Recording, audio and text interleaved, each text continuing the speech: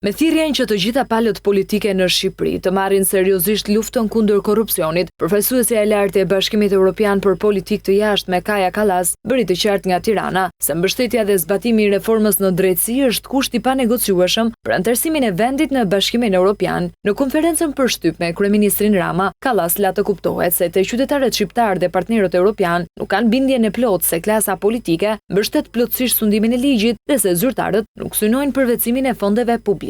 Po, reformat e BE-s kanë disa faza në lidhje me sundimin e ligjit, lufta kundër korrupsionit. Së pari është miratimi i reformave, faza e dytë është zbatimi i tyre.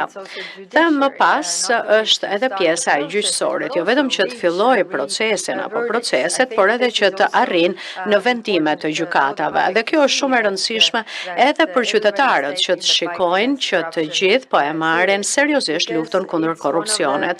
Sepse kjo është edhe një nga themelet e sundimit të ligjit, parat e tatim paguesve të shihet pra që po shkojnë aty ku duhet të shkojnë. Shefja e Bashkimit Evropian po ashtu solli në vëmendje se Shqipëria do të jetë e besueshme për partnerët evropian nëse investitorët e huaj do ta shohin atë si një vend të sigurt për të investuar. Sundimi i ligjit është skajshmërisht i rëndësishëm, pasi sundimi i ligjit shtetit së drejtës është një nga bazamentet, themelet e Bashkimit Evropian, por është edhe themeli i begatisë së një vendi, sepse në rast se investuesit kanë besim tek sistemi juaj ligjor, atëherë ata kanë besim që të investojnë në ekonominë tuaj. Kështu që kjo pra është edhe në të mirën e Shqipërisë. Përfaqësuesja e BE-s theksoi qartazi se nuk ka datë për anëtarësimin e Shqipërisë në Bashkimin Evropian, por e cilësoi vitin 2030 si një objektiv realist nëse vendi ynë përmbush disa kushte. 2030.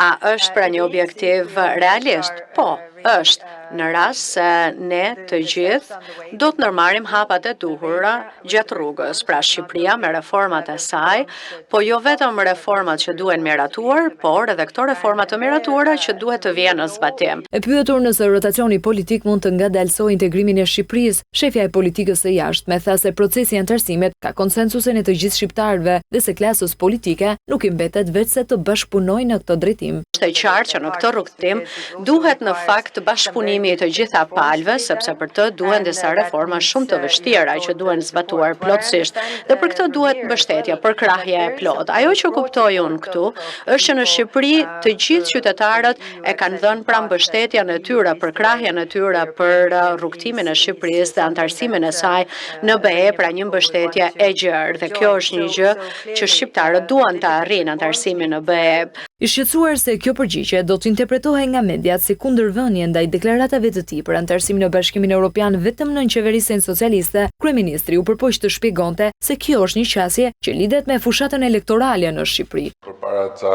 kohësh i bët një pyetje ambasadorit të BE-s e pastaj disa pasqyra e morën përgjigjen që ishte përgjigjja e vetme dhe më normalja e mundshme nga ambasadori dhe e kthyen sikur ambasadori kishte thënë që deklaratat e mia nuk janë në përputhje me çfarë mendon Bashkimi Evropian.